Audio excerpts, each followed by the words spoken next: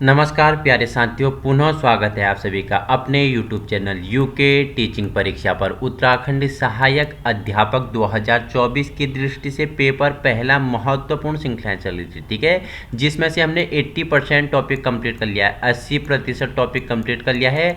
बस अब हमारा बचा है कितना, 20% टॉपिक बचा है। हम इस महीने उसे भी क्या कर देंगे, फिनिश कर देंगे। आप जुड़ जाइए एक सकारात्मक ऊर्जा के साथ। उसी के साथ हमारे साथ मॉक टेस्ट भी लग रहे हैं, प्रैक्टिस सेट भी लग रहे हैं, और जो आपका कला वर्ग है, सामान्य वर्ग है, एसएसटी से हमने हिस्ट्री के 2 वीडियो डाल दिए हैं, ठीक है। ज्योग्राफी, इकोनॉमिक्स, पॉलिटिकल साइंस भी डालने की पूरी कोशिश रहेगी। वीडियो उन लोगों तक पहुंचाने की कोशिश करें जहां संसाधनों के अभाव है। वीडियो पसंद आए तो लाइक, शेयर और उन मित्रों तक पहुंचाने की कोशिश करें जहां संसाधनों के अभाव है।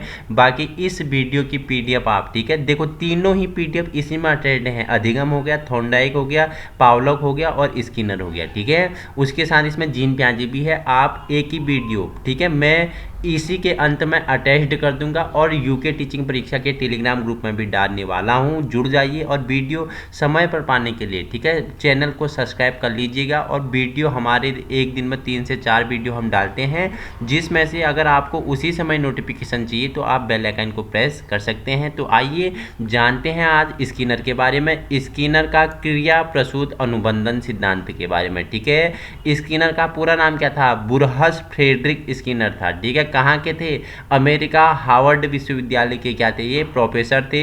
इनकी पुस्तक एक प्रमुख है, science as human behaviour, the behaviour of organism, इनकी प्रमुख पुस्तक है, ठीक है। तो आइए चर्चा परिचर्चा कर लेते हैं। क्रिया प्रसूत अनुबंधन सिद्धांत के अन्य नामों की बात करें, इसे किस किस नाम से जानते हैं, ठीक है। इन्होंने किस पे, चूहे और कबूतर पर प्रयोग किया था, किसने, स्किनर ने, ठीक है। पहला नाम तो आपका पूछ लेगा, क्रिया प्रसूत अनुबंधन सिद्धांत के प्रतिपादक कौन है, तो कौन है, बीएफ स्किनर है, ठीक है। तो दूसरा नाम इसका क्या है, सक्रिय अनुबंधन सिद्धांत इसे कहते हैं, कार्यात्मक प्रतिबद्धता सिद्धांत कहते हैं, नैमित्तिक अनुबंधन सिद्धांत, ठीक है, जिसमें लीवर दबाना भोजन प्राप्त करने का निमित्त है। लीवर दबाने से क्या, पिंजरा खुलता था और क्या, चूहा क्या भोजन पा लेता था, ठीक है।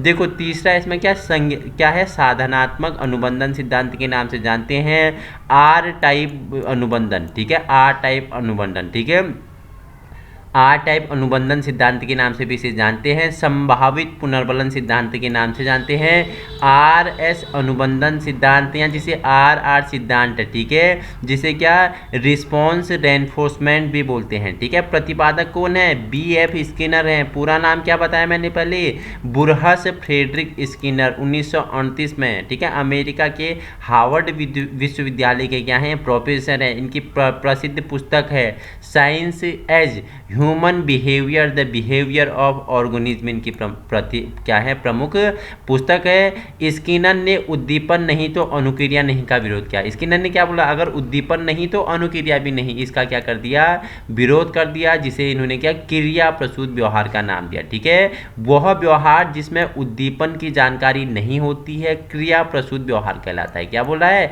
कि वह व्यवहार जिसमें उद्दीपन की जानकारी नहीं होती है क्रिया प्रसूत व्यवहार कहलाता है। यह सिद्धांत प्रभाव के नियम पर आधारित है। आपसे पूछेगा जो स्किनर का क्रिया प्रसूत व्यवहार है किस सिद्धांत के नियम पर आधारित है, तो प्रभाव के नियम पर आधारित है। इस सिद्धांत में अनुक्रिया तथा उसके बाद मिलने वाले परिणाम को महत्व दिया गया है, ठीक है। अनुक्रिया करना और उसके बाद अनुक्रिया करके जो परिणाम मिलता है उसको महत्व दिया गया है। इस सिद्धांत में इन्होंने कबूतर तथा सफेद चूहों पर प्रयोग किया था, ठीक है। स्किनर ने क्या, कबूतर और सफेद चूहों पे क्या किया था, प्रयोग किया था। आप देख सकते हैं इसे स्किनर बॉक्स कहा गया, ठीक है। स्किनर बॉक्स आप देख रहे हो कि चूहा अंदर बंद है, ठीक है, चूहा, सफेद चूहा और कबूतर पे प्रयोग किया था बीएफ स्किनर ने। अनुक्रिया क्या है, सामान्यीकरण पर बल दिया है, ठीक है। सूत्र इन्होंने, अनुक्रिया रिस्पॉन्स होता है, उसके बाद उसे पुनर्बलन मिलता है, ठीक है, फिर उसकी पुनरावृत्ति होती है, फिर साधन अनुबंध होता है, ठीक है। श्रृंखला इन्होंने क्या बताया, जटिल कार्यों को छोटे छोटे खंडों में तार्किक क्रम से जोड़ना ही क्या है, श्रृंखला है। वचन वचन इन्होंने क्या बोला कि वांछित अनुक्रिया होने तक पुनर्बलन को रोके रखना, ठीक है। और इन्होंने शैपिंग क्या बोला, आकृतिकरण, रूप निर्धारण, क्रमिक क्या सन्निकट, बालक के व्यवहार में वांछित परिवर्तन लाने के लिए पुनर्बलन का आंशिक प्रयोग करना होता है, ठीक है। इसके दो प्रकार बताए, पहला विभेदी पुनर्बलन, दूसरा क्रमिक उपागम, ठीक है। तो देखो, और इनका आधार वाक्य क्या था, किसी क्रिया को करने के बाद यदि बल प्रदान करने वाला उद्दीपक मिलता है या उद्दीपन मिलता है तो उस क्रिया को करने की शक्ति में वृद्धि हो जाती है। यदि कोई सक्रिय घटना पुनर्बलन उद्दीपन प्रस्तुत करती है तो सक्रिय अनुबंधन और अधिक शक्तिशाली हो जाता है। नोट है, पुनर्बलन अनुसूची शब्द का प्रयोग किया किसने, स्किनर ने, ठीक है। पुनर्बलन अनुक्रिया की गति में वृद्धि करता है। पहला ये क्या होता है, स्वीकारात्मक, जिसमें क्या प्राथमिक हो गया, प्राथमिक में भोजन पानी हो गया, और द्वितीय में क्या आता है जिसे गौण बोलते हैं, धन और प्रशंसा बोलते हैं, धन और प्रशंसा और पुरस्कार, ये क्या होता है, गौण होता है, प्राथमिक में भोजन पानी आ जाता है, ठीक है। दूसरा इन्होंने बताया नकारात्मक पुनर्बलन, ठीक है, जिसमें शोर, दंड, पीड़ा, अपमान आदि आता है, दंड देने वाला पुनर्बलन इसे बोलते हैं, ठीक है। पुनर्बलन के प्रकार इन्होंने क्या बताया, एक सतत पुनर्बलन बताया, एक आंशिक पुनर्बलन बताया, ठीक है। सतत पुनर्बलन में इन्होंने निरंतर प्रयोग के बारे में कहा और आंशिक को इन्होंने दो प्रकार से बांटा, एक अनुपात पुनर्बलन जो प्रतिक्रियाओं की संख्या पर है, और दूसरा इन्होंने अंतराल पुनर्बलन बताया, समय अंतराल पर निर्धारित है, ठीक है। देखो नोट करना है, पुनर्बलन का सिद्धांत की केंद्रीय अवधारणा है, जो पुनर्बलन सिद्धांत है ये क्या है, केंद्रीय अवधारणा है। और देखो इंपोर्टेंट आपसे कहाँ होता है, आप जो थ्योरी पढ़ रहे हैं, चाहे आपने थॉर्नडाइक पढ़ा, आपने पोलॉक पढ़ा, ठीक है, आप आज स्किनर पढ़ रहे हैं, तो ये थ्योरी आप क्यों पढ़ते हैं, इससे आप बालक को किस प्रकार की शिक्षा दे सकते हैं, बालक के व्यवहार में किस प्रकार प्रयोग कर सकते हैं, और शिक्षा में इसकी क्या उपयोगिता है, ये वाला आपके लिए सबसे इंपॉर्टेंट है, आपको ये समझना है, ठीक है। तो जो क्या है, स्किनर का चूहे पे प्रयोग था, कबूतर पे प्रयोग था, ठीक है। अनुबंधन जो इन्होंने क्या किया, अपना क्या किया, अनुक्रिया अनुबंधन जो सिद्धांत दिया उसमें बालक के शब्द भंडार को बढ़ाने में सहायक है। यह जो प्रयोग है ये क्या है, बालक के शब्द भंडार को बढ़ाने में सहायक है। अनुक्रिया व पुनर्बलन को महत्वपूर्ण मानना, ठीक है। आत्मविश्वास को बढ़ाने व चिंताओं को दूर करने में सहायक है। सरल से कठिन पर बल देता है। निदानात्मक उपचारात्मक शिक्षण में सहायक है। अभिक्रमित अनुदेशन में यह सिद्धांत उपयोगी है। व्यवहार परिमार्जन या व्यवहार चिकित्सा में उपयोगी है। यह सिद्धांत सकारात्मक पुनर्बलन पर बल देता है। परिणामों की जानकारी प्रदान करने में सहायक है, जैसे रेडियो, कैमरा, टीवी चलाना इसी सिद्धांत के आधार पर है, ठीक है। तो ये शिक्षा की उपयोगिता में जो इस क्या है, सिद्धांत की प्रमुख उपयोगिता है, शिक्षा में किस प्रकार इसका उपयोग कर सकते हैं, बालक के व्यवहार को किस प्रकार हम परिवर्तन कर सकते हैं, उसे उसके गुणों को किस प्रकार निखार सकते हैं, तो इस सिद्धांत द्वारा उसके शब्द भंडार में वृद्धि कर सकते हैं, विश्वास बढ़ा सकते हैं, चिंताओं को दूर कर सकते हैं। निदानात्मक उपचार शिक्षा में सहायक है। अभिक्रमित अनुदेशन में यह सिद्धांत उपयोगी है। व्यवहार परिमार्जन या व्यवहार चिकित्सा में उपयोगी है। सकारात्मक पुनर्बलन पे ये बल देता है, ठीक है। आलोचना इसकी बात करें तो पहला पॉइंट है, आनुवांशिक कारकों को महत्व नहीं दिया इसने, ठीक है। जिज्ञासा व सृजनात्मकता का मापन हो गया। आंतरिक योग्यता को महत्व नहीं हो गया। क्रमबद्धता नहीं है। यांत्रिकीकरण पर बल नहीं है इस सिद्धांत में। मन की गहराई जानने में असफल है ये सिद्धांत, ठीक है। प्राकृतिक वातावरण के उपयुक्त है ये, ठीक है। तो ये इसकी आलोचना है। स्किनर का अधिगम सिद्धांत, स्किनर अधिगम सिद्धांत को रिक्त प्राणी उपागम भी कहा जाता है। आपसे पूछेगा कि निम्नलिखित में से किस सिद्धांत को रिक्त प्राणी उपागम कहते हैं, तो स्किनर अधिगम सिद्धांत को रिक्त प्राणी अधिगम उपागम कहते हैं। इंपोर्टेंट है। क्रिया प्रसूत अनुबंधन के नियम, ठीक है। क्रिया प्रसूत अनुक्रिया जिसके बाद पुनर्बलित उद्दीपन दिया जाता है उसे प्राणी बार बार करता है, ठीक है। पुनर्बलित उद्दीपक वह उद्दीपक होता है जिससे क्रिया प्रसूत अनुक्रिया होने की संभावना बढ़ जाती है। कुछ महत्वपूर्ण तथ्य हैं सिद्धांत की प्रमुख क्रियाएं। सबसे पहले में संचयी रिकॉर्डिंग, ठीक है। स्किनर ने पशु के व्यवहार को रिकॉर्ड करने के लिए इसका प्रयोग किया, इसमें अनुक्रिया की दर का पता लगता है। ठीक है, दूसरा है वंचन। ठीक है, तो पशु को निश्चित समय तक भूखा रखा जाता है। ठीक है, तीसरा इसमें बताया इन्होंने क्या मैगजीन प्रशिक्षण। ठीक है, इसमें चूहे को भोजन कप के पास मैगजीन की आवाज़ को उसके पास जाना द्वारा सिखाया जाता है। ठीक है, चौथा इसमें कार्यक्रमिक सीखना है। यह सिद्धांत अभिक्रमित अनुदेशन पर आधारित है। सीखी जाने वाली सूचना को छोटे छोटे चरणों में विभाजन करना। शिक्षार्थियों में क्या क्रिया के तुरंत बाद परिणाम दिया जाता है। और तीसरा है शिक्षार्थी अपनी गति से सीखता है। ये क्या है, कार्यक्रमिक सीखना है। ठीक है, पुनर्बलन का महत्व दो प्रकार का बताया, एक स्वीकारात्मक धनात्मक बताया जिसे धनात्मक बोलते हैं, एक नकारात्मक जिसे ऋणात्मक बोलते हैं। ठीक है, तो पहले स्वीकारात्मक जिसे धनात्मक बोलते हैं, पॉजिटिव, उसके बारे में परिचर्चा कर लेते हैं। वह पुनर्बलन जिससे अनुक्रिया की संभावना बढ़ जाती है, जैसे भोजन दो प्रकार का, प्राथमिक भोजन, ठीक है, जिसमें भोजन पानी आता है, और द्वितीयक जिसमें प्रशंसा सम्मान और पुरस्कार आता है, जिसे गौण भी बोलते हैं। ठीक है, ये धनात्मक हो गया। ठीक है, नकारात्मक में क्या आता है, वह पुनर्बलन जिसके हटने से अनुक्रिया की संभावना को शक्ति मिलती है, जैसे शोर हो गया, पीड़ा हो गया, अपमान आदि, किसमें, नकारात्मक ऋणात्मक पुनर्बलन में आते हैं। आपका नेक्स्ट है दंड। ठीक है, पनिशमेंट, जिसके देने पर अनुक्रिया की संभावना कम हो जाती है, जैसे ट्रैफिक नियम तोड़ने पर जुर्माना लगाना। ठीक है, दंड दोगे तो अनुक्रिया की संभावना कम हो जाएगी। जैसे आप अगर ट्रैफिक नियम तोड़ोगे तो आप पे जुर्माना लगेगा, अगली बार से आप याद रखोगे, हेलमेट पहन के जाओगे, लाइसेंस अपने साथ लेके जाओगे, तो जिसको देने से पर क्या अनुक्रिया की संभावना कम हो जाती है, उसे ही दंड बोलते हैं। ठीक है, पुनर्बलन अनुसूची दो प्रकार की होती है, एक सतत अनुसूची, एक आंशिक अनुसूची। ठीक है, सतत में क्या होता है, प्रत्येक अनुक्रिया पर पुनर्बलन दिया जाता है। आंशिक में क्या होता है, ये भी चार प्रकार का है, एक निश्चित अनुपात पुनर्बलन अनुसूची, एक क्या परिवृत्ति अनुपात अनुसूची, एक निश्चित अंतराल पुनर्बलन अनुसूची, और चौथा आपका परिवृत्ति अनुसूची हो गया। ठीक है, नोट रखना है, सतत पुनर्बलन की अपेक्षा आंशिक पुनर्बलन में क्रिया प्रसूत अनुक्रिया ज़्यादा है। परिवर्त्य अनुपात पुनर्बलन में अनुक्रिया पर सबसे ज़्यादा प्रभाव पड़ता है। निश्चित अनुपात अनुसूची में उच्च अनुक्रिया पर पड़ता है।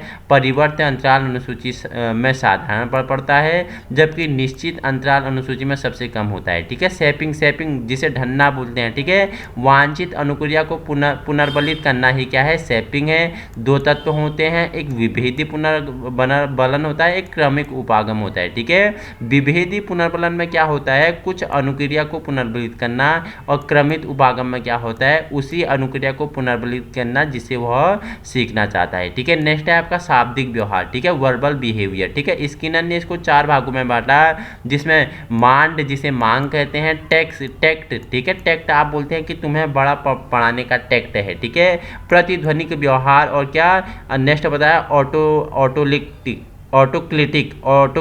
ठीक है, ऑटोक्लिटिक व्यवहार। ठीक है, तो मांग में क्या बताएं, मांग की पूर्ति होने पर शब्द को पुनर्बलन मिलता है। ठीक है, टेक्ट मतलब किसी वस्तु का नाम बताने की प्रक्रिया, चूहे को देखकर चूहा बोलना, ये क्या है, टेक्ट है। ठीक है, प्रतिध्वनिक व्यवहार, पुनर्बलन तब तक जब दूसरे द्वारा बोले गए शब्द को हूबहू दोहराना। ठीक है, नेक्स्ट है ऑटोक्लिटिक व्यवहार, है वह व्यवहार जो अन्य शाब्दिक व्यवहार पर आधारित होता है। ठीक है, सक्रिय अनुबंधन प्रक्रिया के 8 वर्ग हैं, जिसमें पहला पुरस्कार द्वारा सीखना, दूसरा है उपेक्षा द्वारा सीखना, तीसरा है पलायन द्वारा सीखना, चौथा है दंड से बचने के लिए सीखना, पांचवा है विभेदक उद्दीपन की उपस्थिति में सीखना, छठा है आपका विभेदक उपेक्षा करके सीखना, सातवां सक्रियता के टालने के लिए सीखना, आठवां विभेदक दंड प्रसूत सीखना। ठीक है, तो हमने सक्रिय अनुबंधन प्रक्रिया के 8 वर्ग में डाला कि किस किस प्रकार से सीखा जाता है। ठीक है, देखो अब पावलोव व स्किनर के सिद्धांतों में अंतर क्या है। ठीक है, पावलोव का जो सिद्धांत था वो क्या था,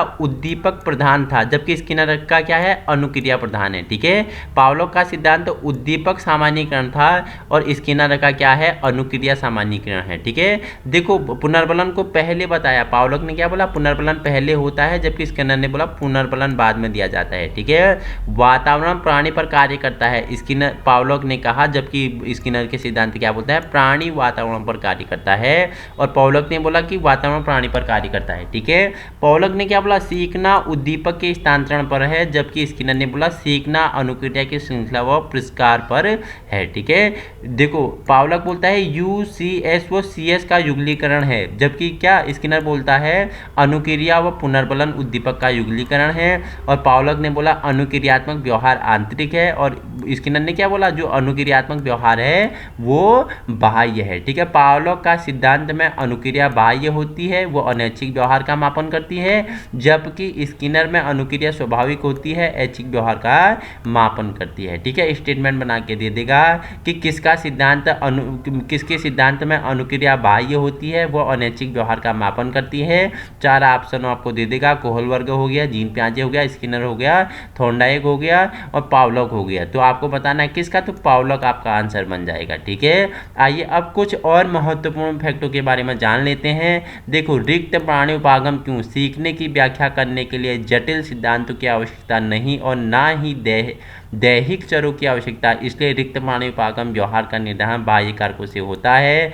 क्रिया प्रसूत अनुक्रिया, टहलना, हंसना, चूहे द्वारा लीवर दबाना, ऐसी अनुक्रिया जिनका संबंध ज्ञात उद्दीपक से नहीं होता है, इसका संबंध ऐच्छिक क्रिया से होता है। ठीक है, क्रिया प्रसूत में व्यवहार व उसके परिणाम पर बल दिया जाता है, सापेक्ष पुनर्बलन पर बल दिया जाता है। ठीक है, चूहे पर प्रयोग किया गया बॉक्स का नाम पहले क्रिया प्रसूत अनुबंधन कक्ष था, बाद में उसे स्किनर बॉक्स नाम पे रखा गया। ठीक है, जिस बॉक्स में चूहे को रखा गया था पहले उसका नाम क्या था, क्रिया प्रसूत अनुबंधन कक्ष था, बाद में उसका नाम स्किनर बॉक्स रखा गया। ठीक है, 1938 में इनकी पहली पुस्तक आती है, 1938 में द बिहेवियर ऑफ ऑर्गेनिज्म इनकी पहली पुस्तक आती है। ठीक है, 1953 में दूसरी आती है साइंस एंड ह्यूमन बिहेवियर। ठीक है, 1957 में तीसरी वर्बल बिहेवियर पुस्तक आती है, और 1971 में क्या कौन सी पुस्तक आती है, बियॉन्ड फ्रीडम एंड डिग्निटी पुस्तक आती है। ठीक है, और 1983 में एंजॉय ओल्ड एज 1957 आती है। ठीक है,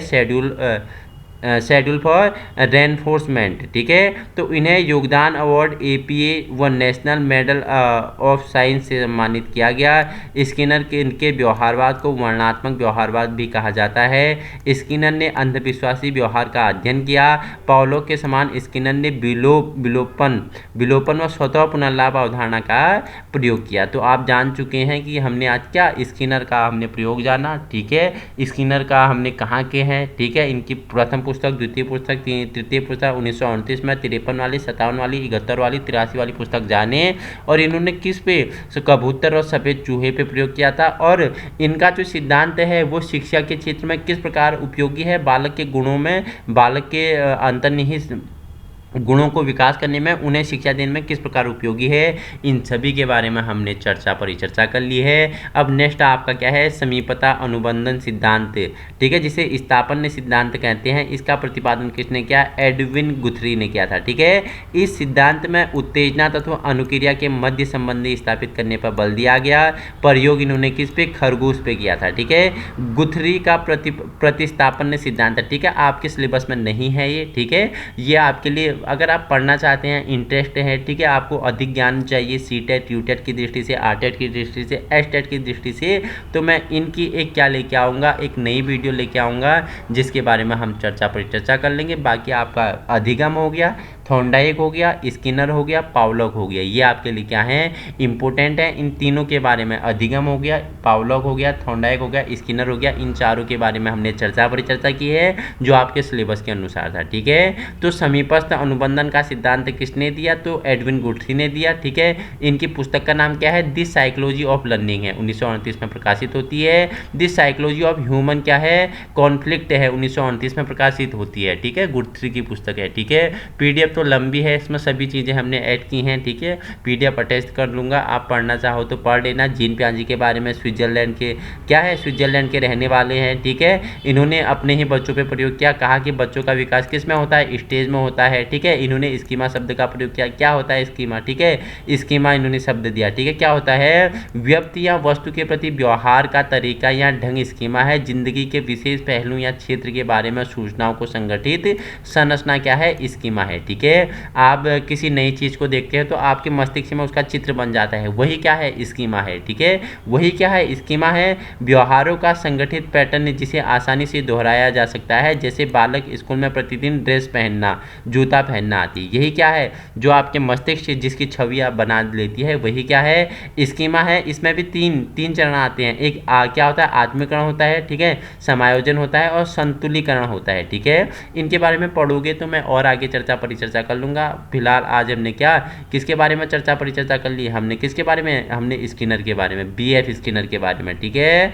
हमने जान लिया है, जितना भी महत्वपूर्ण था चर्चा परिचर्चा कर लिया है। अब नेक्स्ट वीडियो में हम इसके बारे में, ठीक है, MCQs लेके आएंगे, जो आपके लिए क्या होगा, इम्पोर्टेंट होने वाला है। जुड़ना है इसी प्रकार की वीडियो पाने के लिए, और आज ही अपने यूट्यूब चैनल बिहेवियर एजुकेशन उपकार की क्लास को क्या कर लें, संलग्न कर लें। और वीडियो पसंद आए तो लाइक, सब्सक्राइब, शेयर और उन मित्रों तक पहुंचाने की कोशिश करें जहां संसाधनों के अभाव हैं। बाकी आपको PDF UK टीचिंग परीक्षा का टेलीग्राम ग्रुप, व्हाट्सएप ग्रुप और नीचे मैं डिस्क्रिप्शन में भी आपके लिए अटैच्ड कर दूंगा। कोई भी समस्या हेतु आप 8954505389 पर कॉल कर सकते हैं। टीम आपकी पूरी हेल्प करेगी। जहां आपको कोई इश्यू आ रहा है PDF डाउनलोड करने में, टेलीग्राम से जुड़ने में, वो आपकी हेल्प कर देंगे। आप व्हाट्सएप में SMS भी छोड़ सकते हैं, टेलीग्राम में SMS भी छोड़ सकते हैं। जब टीम फ्री होगी आपकी मदद अवश्य करेगी। Thank you so much.